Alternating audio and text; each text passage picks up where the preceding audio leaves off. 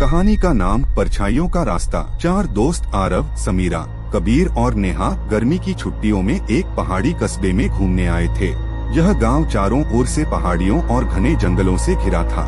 गांव के बुजुर्गों का कहना था, गांव के उत्तर में एक खंडहर है जहां एक टूटी फूटी हवेली है। अब हवेली नहीं, बस एक दरवाजा है, पर वो दरवाजा किसी और दुनिया की ओर खुलता है। गांव वाले कहते हैं, उस हवेली में जो भी रात को गया वह फिर कभी नहीं लौटा।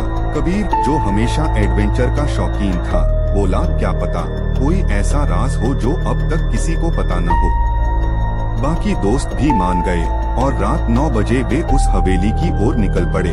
गांव धुंधपुर की कहानियां सुनते हुए चारों दोस्त उत्तर दिशा की ओर जंगल के बीच पहुँचे।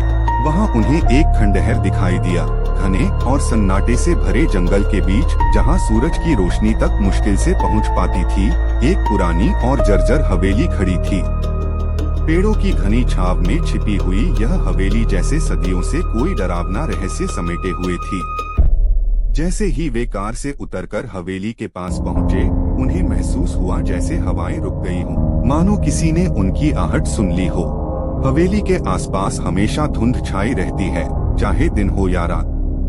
पेड़ हवा से नहीं सरसराते, बल्कि ऐसे झूमते हैं जैसे कोई अदृश्य शक्ति उन्हें हिला रही हो।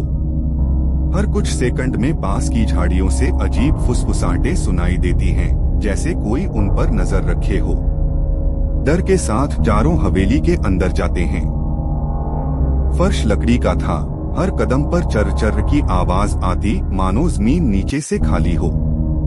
दीवारों पर पुराने तेल चित्र टंगे थे, जिनमें कुछ चेहरों की आंखें उन्हें घूरती हुई प्रतीत होती थीं। कुछ चित्रों के चेहरे रात में गायब हो जाते।